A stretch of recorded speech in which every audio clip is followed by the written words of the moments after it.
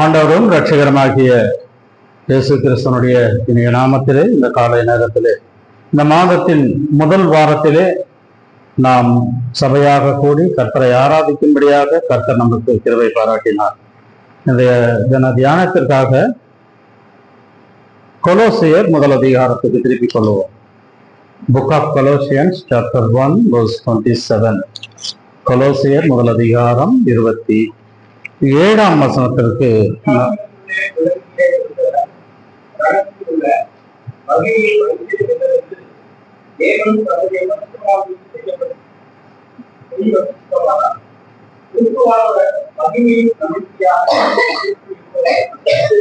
கிறிஸ்துவானவர் மகிமையின் நம்பிக்கையாக உங்களுக்குள் இருப்பதே அந்த ரகசியம். ஜெபிப்போம். எங்கள் அன்பின் பரலோக பிதாவே, இந்த காலை நேரத்துக்காக ஸ்தோத்திரிக்கிறேன்.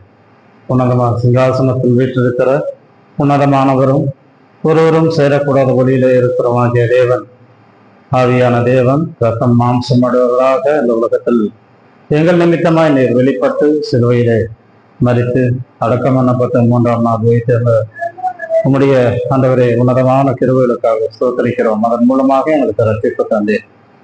ஆண்டவரே, இந்த காலை நேரத்திலும் நாங்கள் ஆராதனை தியானத்திற்காக எடுத்துக்கொண்ட இந்த கொலோசியர் முதல் அதிகாரம் 27ஆம் வசனத்தை எங்களுக்கு நீர் பிட்டு தர வேண்டுமாய் நாங்கள் செபிக்கிறோம். புசிக்கிற நாங்கள் ஆண்டவரை பக்தித்து கேதுவென்று கர்த்தரை அறிந்து கொள்ளும்படியாக பேசுகிற அடியானுக்கு தகுந்த வார்த்தைகளை தர வேண்டுமாய் கேட்டுக்கொண்டு ஜெபத்தை ஸ்தோத்திரத்தோடு கர்த்தரும் ரட்சகரமாக இயேசு கிறிஸ்து நேரப்பட்ட நாமத்தின் மூலம் கேட்டுக்கொள்கிறோம் பிதாவே, ஆமென்.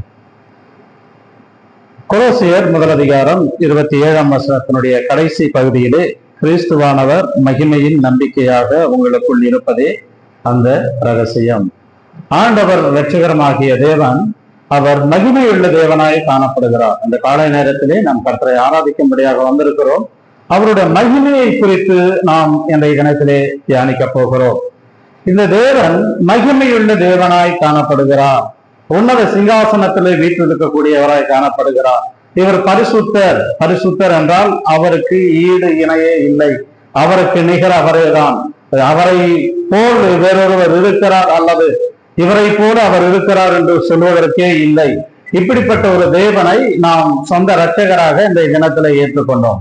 முதலாவதாக அப்போஸ்தலர் நடபடிகள் 7ஆம் அதிகாரம் 2ஆம் வசனத்திலே பார்க்கும் பொழுது அங்கே அதற்கு அவன் சகோதரரே, பிதாக்களை கேளுங்கள். நம்முடைய பிதாவாகிய ஆபிரகாம் காரானூரிலே குடியிருக்கிறதற்கு முன்னமே மெசொப்பொத்தேமியா நாட்டிலே இருக்கும்போது மகிமையின் தேவன் அவனுக்கு தரிசனமாகி, இந்த தேவன் மகிமையுள்ளவராய் காணப்படுகிறார். நாம் ஆராதிக்கக்கூடிய சொந்த இரட்சகராக ஏற்றுக்கொண்ட தேவன் முதலாவதாக அவர் மகிமையின் தேவனாய் காணப்படுகிறார். ஆபிரகாம் ஒரு விக்கிரகாராதனைக்காரனாக இருந்தான். விக்கிரகாராதனையிலே மூழ்கி இருந்தவனை மகிமையுள்ள தேவன் அவனுக்கு அங்கே தரிசனமாகி அவனை விக்கிரகாராதனையிலிருந்து பிரித்தெடுத்து ஜீவனுள்ள தேவனை காணும்படியாகவும் ஜீவனுள்ள தேவனை அறியும்படியாக செய்து அவருக்கென்று அவனை பிரித்தெடுத்தார் என்று நாம் பரிசுத்த வேதாகமத்திலே வாசிக்கிறோம். இது கிறிஸ்துவ சமுதாயம் அனைவருக்கும் தெரிந்த ஒரு உண்மை.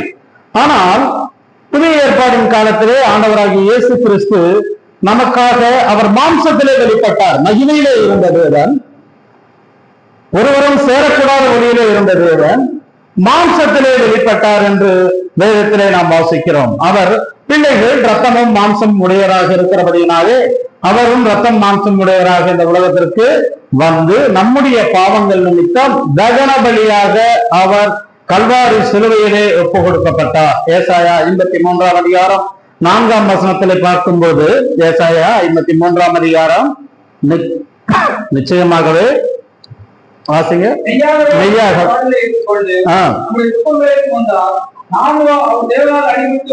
நம்முடைய பாடுகளை ஏற்றுக்கொண்டார், நம்முடைய துக்கங்களை ஏற்றுக்கொண்டார். இங்கே தமிழ் வேதாகமத்திலே பாடுகள் என்று எழுதப்பட்டிருக்கிறது. ஆனால் இதை மொழிபெயர்த்து சொல்லும் பொழுது நம்முடைய நோய்களை அவர் ஏற்றுக்கொண்டார். மத்தேயு 8ஆம் அதிகாரம் 17ஆம் வசனத்தில் அது குறிப்பிடப்படுகிறது. மத்தேயு 8ஆம் அதிகாரம் 17ஆம் வசனம்.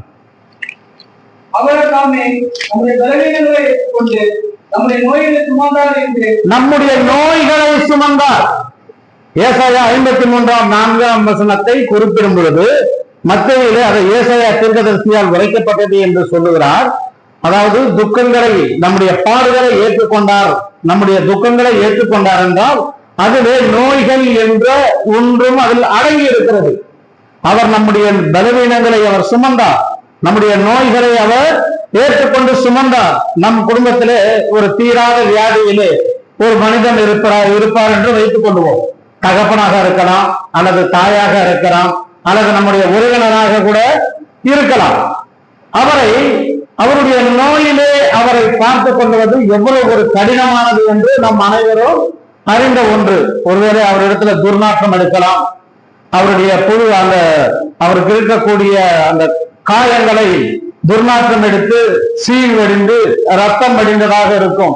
அதை நாம் பொறுத்து கொள்ளவே மாட்டோம். இன்னும் எத்தனை நாள் வரை நாம் பார்த்துக் கொள்வது, இதை சகிக்க முடியாத ஒன்று என்று நாம் சொல்லிக் கொண்டிருப்போம்.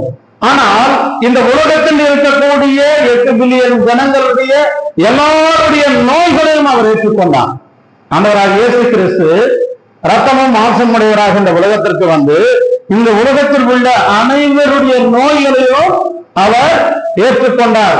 ஒவ்வொருவருக்கும் ஒவ்வொரு விதமான நோய், ஒவ்வொருவருக்கும் ஒவ்வொரு விதமான நோய். நாம் திருக்கல்ல பார்க்கும் பொழுது மக்கும் குப்பை மக்காத குப்பை என்று இரண்டாக பிரிப்பார்கள்.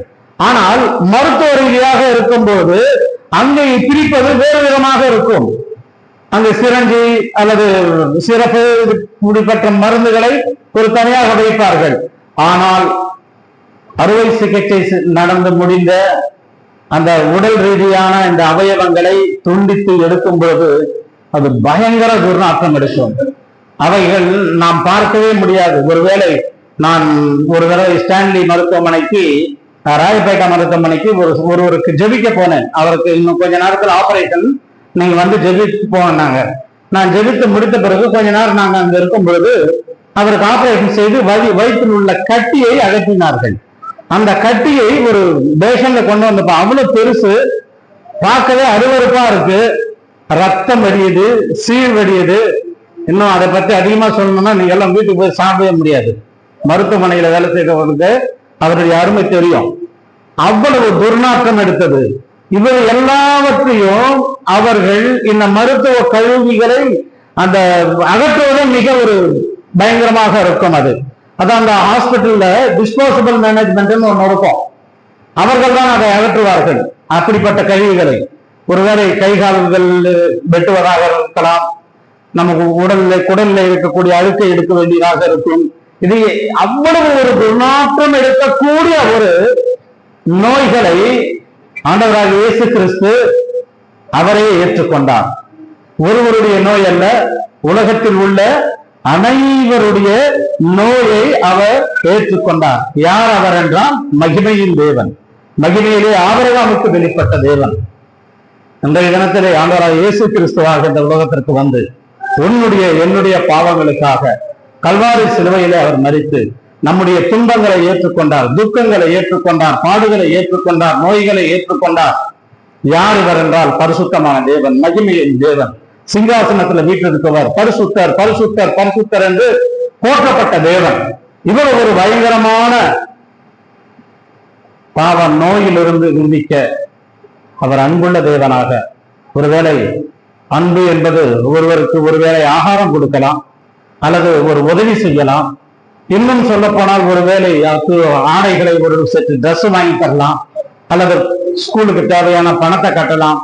பல விதமான அன்பு இருக்கக்கூடியவர்கள் பல விதங்களாக உதவி செய்வார்கள். ஆனால் ஒருவருடைய நோயை இன்னொருவர் ஏற்றுக்கொள்ள மாட்டார். இவன் எப்போ சாவான், இவன் துர்நாற்றம் எடுக்கிறானே, இவன் இன்னும் அநேகமா என் குடும்பத்திலிருந்து ஆஸ்பத்திரிக்கு போனோம்னா பிள்ளைகளை அழைத்து சொல்லுவோம், அங்க தொடாத, இங்க தொடாத, அது சரியான இடம் இல்ல, இங்கு கிருமிகள் அதிகமாய் காணப்படும், இப்படியெல்லாம் சொல்லிக் கொண்டிருக்கிறோம். ஆனால் எல்லாருடைய கிருமிகளையும், எல்லாருடைய நோய்களையும், எல்லாருடைய துக்கங்களையும், வியாதிகளையும் கல்வாரி சிலுவையிலே இந்த மகிமையுள்ள தேவன், ஆபிரகாமுக்கு வெளிப்பட்ட தேவன், இன்று இயேசு கிறிஸ்துவின் ரூபத்திலே நமக்காக வெளிப்பட்டு நம்முடைய எல்லா துக்கங்களை அவர் ஏற்றுக்கொண்டார். ஆகையால் அவரை ஆராதிக்க நாம் கடமைப்பட்டிருக்கிறோம், அவரை துதிக்க நாம் கடமைப்பட்டிருக்கிறோம். இரண்டாவதாக எபேசியர் 1:17. எபேசியர் 1:17. தேவனும் மகிமையின் பிதாவுமானவர் நம்மை நீங்கள் அறிந்து கொள்வதற்கான ஞானத்தையும் தெரிவையும் அளித்த ஆணையை உங்களுக்கு தந்துள்ள வேண்டும். இங்க என்ன வாசிக்கிறோம் என்றால் மகிமையின் பிதா, மகிமையின் பிதாவும் மாணவர். ஆண்டவராகிய இயேசு கிறிஸ்து மகிமையின் பிதாவாக இருக்கிறார். மகிமையின் பிதா, பரலோக பிதா அல்லது நித்திய பிதா, சமாதானத்தின் பிதா, இப்படி பல நாமங்கள் அவருக்கு கொடுக்கப்பட்டது. முதலாவதாக நாம் தியானித்தது காட் ஆஃப் குளோரி, மகிமையின் தேவன். இரண்டாவதாக father of glory, father of glory, அவர் மகிமையின் பிதாவாய் காணப்படுகிறார். நீங்கள் பழைய ஏற்பாட்டிலே பார்க்கும் பொழுது அவரை பிதா என்று அழைத்ததாக எங்கும் பார்க்கவே முடியாது. பழைய ஏற்பாட்டில் பார்க்கும்போது அவர் ஆபிரகாமின் தேவன், ஈசாக்கின் தேவன், யாக்கோபின் தேவன் என்று சொல்லப்படுகிறார், அல்லது மோசேயின் தேவன் என்று சொல்லலாம். அவரை குறித்து யெகோவா, கர்த்தர், இப்படி பல நாமங்கள்ல அழைத்திருக்கிறார்கள். ஆனால் புதிய ஏற்பாடிலே ஆண்டவராகிய இயேசு கிறிஸ்து இந்த உலகத்திற்கு வந்த பிறகுதான் அவரை ஹெவன்லி ஃபாதர், பரலோக பிதா என்று அழைக்க வேண்டும் என்று நமக்கு சொல்லிக் கொடுத்தார்.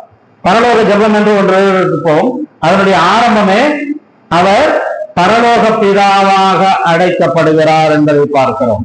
யோவான் 17ஆம் அதிகாரம் 4ஆம் வசனத்தில் பார்க்கும்போது, பிதாவே நீர் எனக்கு நியமித்த கிரியைகளை செய்து முடித்தேன். என்ன கிரியை நியமித்தார் என்றால், பாவிகளுக்காக அவர் மரிக்க வந்தார், பாவங்களை சுமக்க வந்தார், சிலுவையிலே மரித்து அடக்கம் பண்ணப்பட்டு 3ஆம் நாள் உயிரோடு எழுந்த வந்தார். இந்த வேலையை தகன பலியாக அவர் பலிபீடத்தின் மேல், சிலுவையை என்கின்ற பலிபீடத்தின் மேல் அவர் பலியாக வேண்டி இருக்கிறபடியினாலே, பிதாவே நீர் எனக்கு நியமித்த கிரியை செய்து முடித்தேன். இந்த 17ஆம் அதிகாரம் முழுவதும் ஆண்டவராகிய இயேசு கிறிஸ்து ஏறெடுக்கிற ஜெபம். அதில் பார்க்கும்போது, பிதாவே நீர் எனக்கு கொடுத்தவர்கள், பிதாவே நீர் உம்மிடத்தில் எனக்கு இருந்த மகிமை, இப்படியாக அவரை சொல்லிக் கொண்டு வருகிறார். ஆனால் இயேசு கிறிஸ்து சிலுவையிலே மரிக்கும் பொழுது 7 வார்த்தைகளை நாம் அந்த தினத்திலே தியானித்தோம். முதல் வார்த்தை பிதாவே என்று ஆரம்பித்து கடைசி 7ஆம் வார்த்தை பிதாவே என்று முடிக்கிறார். முதல் வார்த்தை பிதாவேயிலே ஆரம்பிக்கிறார், கடைசி 7ஆம் வார்த்தையிலே பிதாவே என்னுடைய ஆவியை உம்மிடத்தில் ஒப்புக் கொடுக்கிறேன் என்று முடிக்கிறார். இடையில் மட்டும்தான் என் தேவனே என் தேவனே என்கிறார். பிதாவாக இருந்தவர் எப்ப பிதாவினால் கைவிடப்படுகிறாரோ அப்பொழுது தேவனே என்கின்ற வார்த்தையை உச்சரிக்கிறார். திரும்பவும் ஆண்டவரிடத்திற்கு அவருடைய ஆவியை ஒப்புக் கொடுக்கும் பொழுது பிதாவே என்று அழைத்ததாக நாம் பார்க்கிறோம். யார் அவரை பிதா என்று அழைக்க முடியும்? யோவான் 1ஆம் அதிகாரம் 12ஆம் வசனத்திலே அவரை ஏற்றுக்கொண்டவர்கள் எத்தனை பேர்களோ, யோவான் 1 அதிகாரம் 12ஆம் வசனம், அவருடைய நாமத்தின் நிமித்தம் விசுவாசம் உள்ளவர்களாய் அவரை ஏற்றுக்கொண்டவர்கள் எத்தனை பேர்களோ அத்தனை பேர்களும் தேவனுடைய பிள்ளைகளாகும்படி அவர்களுக்கு அதிகாரம், பிள்ளைகளாகும்படி, பிள்ளைகள் என்றால் அவருடைய பிள்ளைகள், அவர் நமக்கு பிதாவாய் காணப்படுகிறார். ரோமர் 8ஆம் அதிகாரத்தில் அதை வாசிக்கிறோம். பிள்ளைகள் என்றால் நீங்கள் வாரிசுகள், பிள்ளைகள் என்றால் நீங்கள் சுதந்திரவாதிகள், இல்லையா? ரோமர் 8ஆம் அதிகாரம் 17ஆம் வசனத்துல இருக்கும். ரோமர் 8ஆம் அதிகாரம் 15, 17. ரோமர் 8ஆம் அதிகாரம்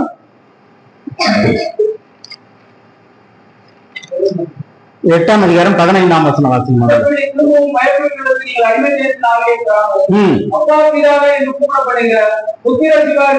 அப்பா பிதாவே என்று கூப்பிடத்தக்கதாக நமக்கு புத்திர ஸ்வீகாரத்தின் ஆவியை கொடுத்தார்.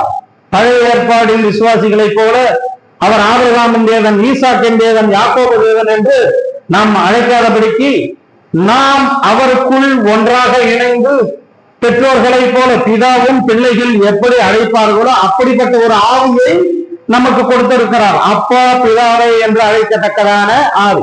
17ஆம் வசனம், நாம் பிள்ளைகளாம் சுதந்திரமே, தேவனுடைய சுதந்திரம், கிறிஸ்துவுக்கு உடன் சுதந்திரம் ஆமே, கிறிஸ்துவோடு நாம் மகிமைப்படும்படிக்கு அவருடன் கூட பாடுபட்டால் அப்படியா? நாம் பிள்ளைகளானால் சுதந்திரம் ஆமே, நாம் சுதந்திரவாளிகள், நாம் சுதந்திரவாளிகள். முதல்ல glory of God, father of glory அப்படின்னா பிதாவர், எப்படி மகிமையின் பிதாவர், அவருடைய பிள்ளைகள் நாம் இப்படி சுதந்திரவாளிகளாக மாறி இருக்கிறோம். இந்த 2 காரணங்களுக்காக நாம் கர்த்தரை கண்டிப்பாக ஆராதிக்க வேண்டும். கர்த்தர் மகிமையின் தேவனாக இருந்தார், ரத்தம் மாம்சமுடையவராக நம்முடைய பாவங்களை ஏற்றுக்கொண்டார், சிலுவையில மரித்தார், நமக்கு இப்பொழுது உயிர்த்தெழுதலினுடைய ஜீவனை கொடுத்திருக்கிறார், நித்திய ஜீவனை நமக்கு கொடுத்திருக்கிறார். அதற்காக நாம் கர்த்தரை ஆராதிக்க வேண்டும். இரண்டாவதாக அவர் மகிமையின் பிதாவாக காணப்படுகிறார். மகிமையிலே இருக்கக்கூடிய பிதா பாவியாக என்னை மீட்டுக் கொண்டு அப்பா பிதாவே என்று கூப்பிடத்தக்கதான புத்திர ஸ்வீகாரத்தின் ஆவியை எனக்கு கொடுத்து அவருடைய சுதந்திரவாதியாக என்னை உன்னையும் மாற்றி இருக்கிறார். அதற்காக நாம் அழைக்கணும். மூன்றாவதாக 1 பேதுரு 4ஆம் அதிகாரம் 14ஆம் வசனம். 1 பேதுரு 4ஆம் அதிகாரம் 14ஆம் வசனம்.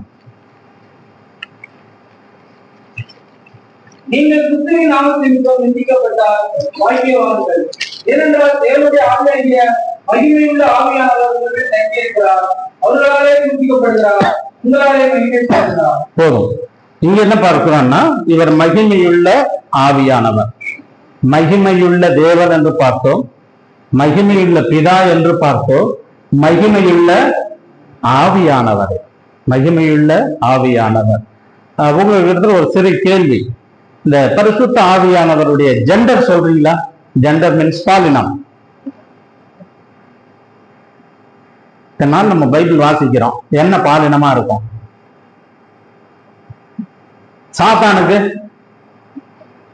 சாத்தானுடைய பாலினம் பாலினம்னா புரியுதா? ஆண் ஆர் பெண் இல்லையா? ஜெண்டர் என்ன இருக்கு? என்னவா இருக்கும்? ஒரு மேல், குட் மேல் இல்லையா? அவர் தேற்றவரனா இருக்கிறார் இல்லையா? அதே மாதிரி சாத்தானுக்கும் மேல் தான். ஆனா நம்ம எப்படி யோசிக்கிறோம்? பிசாசானவனை பயங்கரமா 2 பல்லு வெளியே தள்ளி, நாக்கு வெளியே தள்ளி, இல்ல எல்லாம் முடியெல்லாம் விரிச்சு போட்டு அப்படித்தானே யோசிக்கிறோம். பரிசுத்த ஆவியானவர் ஜெண்டர் எதுன்னா இங்க ஆணினம் தான் சொல்லப்பட்டது. பரிசுத்த ஆவியானவர் நமக்குள் வாசம் பண்ணுகிறார். பரிசுத்த ஆவியானவர் நமக்குள்ளே வாசம் பண்ணுகிறார். நான் தேற்றவாளனை உங்களுக்கு அனுப்புவேன் என்று சொன்னார். தேற்றவாளனாக வந்தார். யார் ரட்சிக்கப்படுகிறார்களோ அவருடைய இருதயத்திலே அவர் வாசம் பண்ணுகிறார். அதனால பிசாசானவனுக்கு சொல்லும்போது சொல்றார், அவன் பொய்யனும் பொய்யனுக்கு இதான் பொய்யன் அப்படின்னு சொல்லும்போது ஜெண்டர் மேல் தான் இல்லையா? பரிசுத்த தேற்றவாளன் இல்லையா? தேற்றவாளன் சொல்லும்போது ஜெண்டர் மேலாகத்தான் இருக்கும். அப்போ இந்த பரிசுத்த ஆவியானவர் மகிமையுள்ள பரிசுத்த ஆவியானவர். ஏதோ ஆண்டவராகிய இயேசு கிறிஸ்துக்கு ஒரு விளைவு இருந்த பரிசுத்த ஆவியானவர் அவருக்குள் இருந்தார். நாம் ஒரு சாதாரண விசுவாசிகளாக இருக்கிறோம், ஏதோ அதை விட குறைவான ஒரு பரிசுத்த ஆவியானவர் நமக்குள் இருக்கிறார் என்பது இல்லவே இல்லை.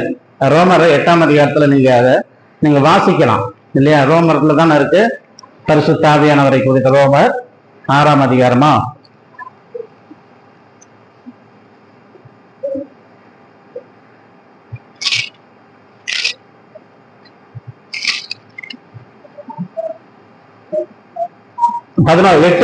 ரோமர் 8:11. அன்றியும்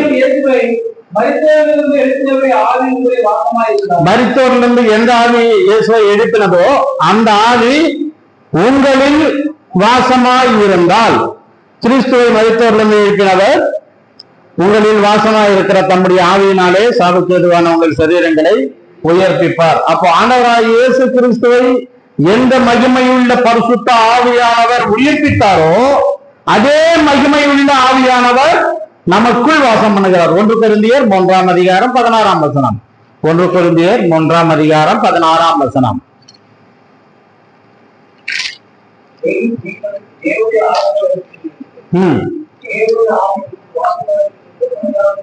ஆமா, நீங்கள் அறியாது இருக்கிறீர்களா? தேவனுடைய ஆவி உங்களுக்குள் வாசம் பண்ணது.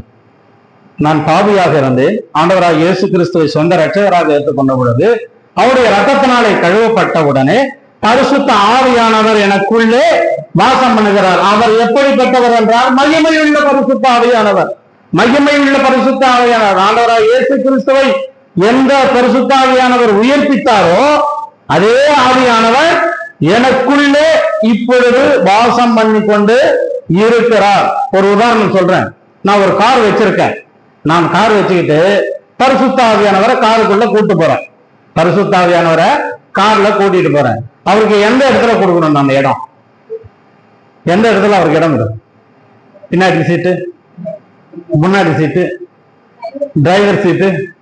யார் டிரைவர் சீட்டுன்னு சொன்னது? குட். ஏன்னா பரிசுத்த ஆவியானவருடைய வழிநடத்து, நான் பின்னாடி சீட்லயே பக்கத்திலே உட்கார்ந்து பரிசுத்த ஆவியானவருடைய வழி நடத்துவதன்படி நான் போனால் மட்டும்தான் நான் பரிசுத்த ஆவியினாலே வழி நடத்தப்படுவேன். நான் டிரைவர் சீட்ல உட்காந்துக்கிட்டு நீங்க கொஞ்ச நேரம் பின்னாடி இருங்க, கொஞ்ச நேரம் என் இஷ்டத்தின்படி நான் வண்டி ஓட்டிட்டு என்னுடைய இச்சைக்கு ஏற்றபடி நான் போயிட்டு வந்துடுறேன், நீங்க பின்னாடி உட்காந்துட்டு இருந்தா பரிசுத்த ஆவியானவர் என்ன பண்ணுவாரு? அமைதியா உட்காந்து வேடிக்கை தான் பார்ப்பாரு. அமைதியா உட்காந்துக்கிட்டு வேடிக்கை பார்ப்பாரு. சங்கீதங்கள் புத்தகத்துல இருக்கு, பரிசுத்த ஆவியானவரை மட்டுப்படுத்தினார்கள். மட்டுப்படுத்தினார்னா ஒரு எல்லையில வச்சிருந்தாங்க, அது வரலாம் போகும். நீங்க நாங்க கேட்கும் போது மண்ணா கொடுங்க, கேட்கும் போது தண்ணியை கொடுங்க, கேட்கும் போது மாம்சத்தை கொடுங்க, பகல்ல மேக ஸ்தம்பமாகும், இரவில் அக்னி ஸ்தம்பமாகும், எல்லாம் வாங்க. ஆனால் ஒரு லிமிட்ல இருங்க. எங்களுடைய இச்சைகள், எங்களுடைய தேவைகள், எங்களுடைய ஆசைகள் இருக்கு, அதெல்லாம் நீங்க தலையிடாதீங்க. இன்னைக்கு எல்லா விசுவாசிகளும் செய்யக்கூடிய ஒரே வேலை எதுன்னா இதுதான். அதே மகிமையுள்ள பரிசுத்த ஆவியானவர் நமக்குள்ளே வாசம் பண்ணி கொண்டிருக்கிறார். 10ஆம் அதிகாரம் 31 கொரிந்தியர் 10ஆம் அதிகாரம் 31 நீங்கள் புசித்தாலும் ஆகையால் நீங்கள் புசித்தாலும் குடித்தாலும் எதை செய்தாலும்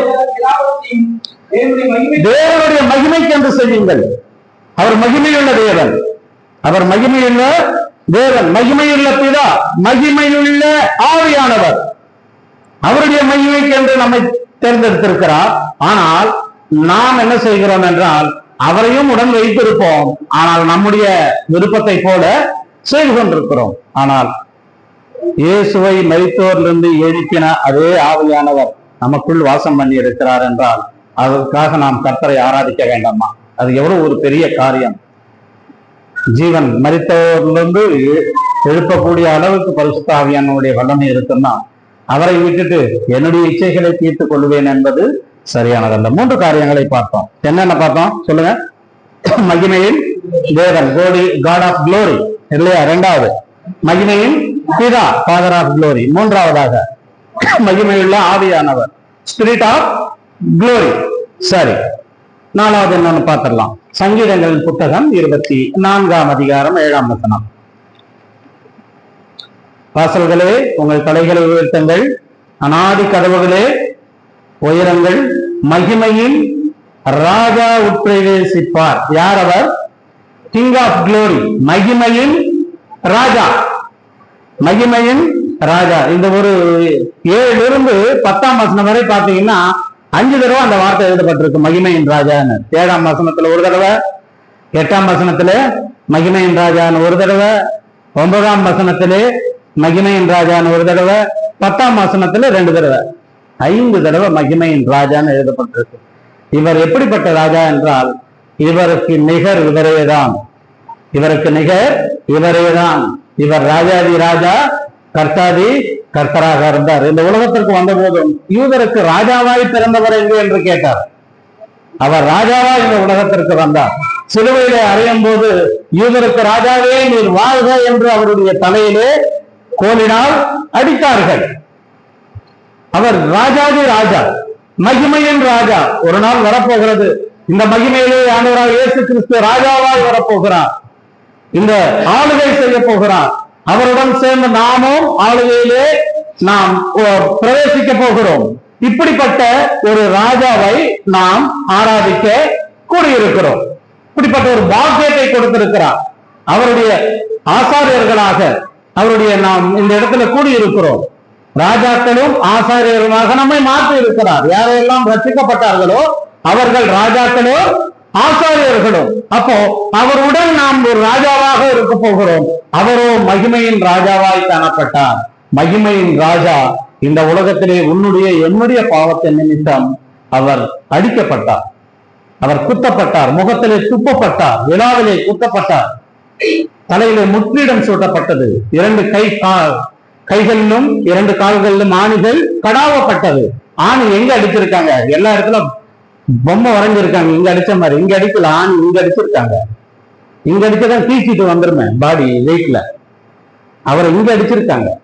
இங்க அடிச்சா இந்த லாக் ஆயிடும், இங்க அடிச்சிருக்காங்க ஆணியில. இது எல்லாம் ஏனென்றால் நம்முடைய பாவங்களுக்காக. மகிமையின் ராஜாவாய் வந்தவர் இங்கே பாவியினுடைய பாவத்தை அவர் ஏற்றுக்கொண்டு அவர் கல்வாரி சிலுவையிலே மரித்தார். ஐந்தாவதாக 1 கொரிந்தியர் 2ஆம் அதிகாரம் 8ஆம் வசனம். 1 கொரிந்தியர் 2ஆம் அதிகாரம் 8ஆம் வசனம்.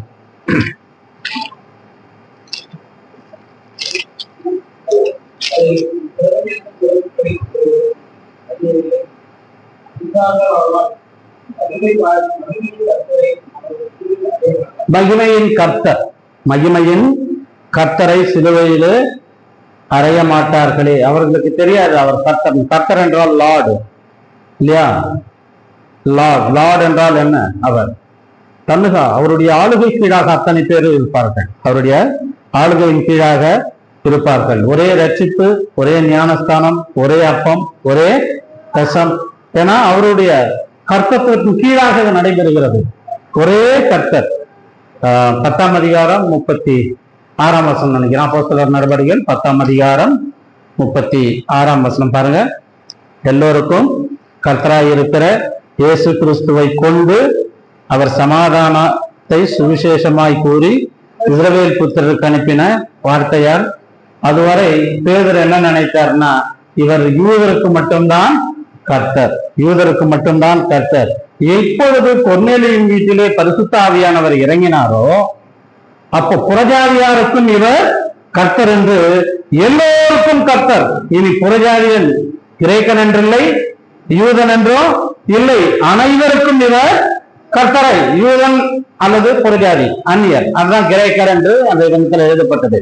கிரேக்கருக்கு என்றும் யூதன் என்று இல்லை, கிரேக்கன் என்றும் இல்லை, எல்லோருக்கும் கர்த்தராய் இருக்கிற இயேசு கிறிஸ்து எல்லோருக்கும் கர்த்தர். அவருடைய ஆளுகை கீழாக தேவ மகிமையை நாம் பெற்றிருக்கிறோம். இந்த மண்பாண்டங்களிலே, இந்த மாம்ச சரீரத்திலே நாம் தேவ மகிமையை பெற்றிருக்கிறோம். இதற்காக அவர் சிலுவையிலே மரித்தார். இதற்காக அவர் சிங்காசனத்தை இட்டு வந்தார்.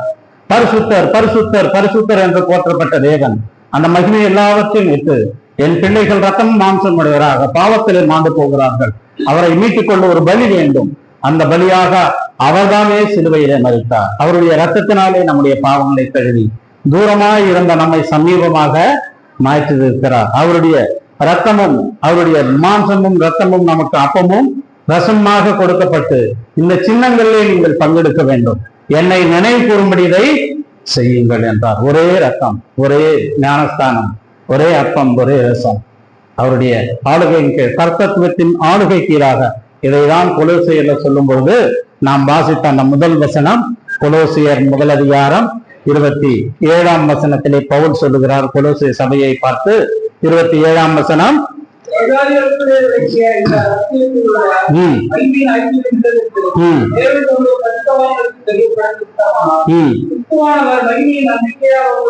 கிறிஸ்துவானவர் மகிமையின் நம்பிக்கையாக. நம்முடைய நம்பிக்கை எப்படிப்பட்டதா? மகிமையின் நம்பிக்கை. நான் மரித்தால் பரத்திலே இருப்பேன், நான் இங்கே கண்மூடினால் என் ஆண்டவரை பார்த்தேன். அந்நிய கண்கள் அல்ல, என் கண்களே யோபு சொல்லுகிறபடி என் மீட்பர் உயிரோடு இருக்கிறார். அந்நிய கண்கள் அல்ல, என் கண்களை காண அவர் மகிமையுள்ளவராக காண்பேன். சிங்காசனத்திலே அவரை காண்பேன். நானும் அவருடன் இருக்க போகிறேன். என்னுடைய பெயர் ஜீவ புஸ்தகத்திலே எழுதப்பட்டிருக்கு. எனக்காக கொடுக்கப்பட்ட சின்னங்கள் இது. எனக்காக அவருடைய மரணத்திலே கொடுக்கப்பட்ட சின்னங்கள், அப்பமும் ரசமும். அவருடைய சரீரத்துல பங்கெடுக்கிறேன், ரத்தத்திலே பங்கெடுக்கிறேன். அப்போ நான் பரிசுத்தவனாக மகிமையுள்ளவனாய் மாற்றப்பட்டேன். இந்த ரகசியம் என்ன ரகசியம்னா, கிறிஸ்துவானவர் மகிமையின் நம்பிக்கையாக உங்களுக்குள் இருக்கிறார். கிறிஸ்துவா யாருக்குள் கிறிஸ்துவானவர் நம் மகிமையின் நம்பிக்கையாக இருக்கிறாரோ அவர்கள் இந்த பண்டிகையிலே தகுதி உள்ளவர்களாக பங்கெடுக்க கர்த்தர் தாமே நமக்கு உதவி செய்வாராக.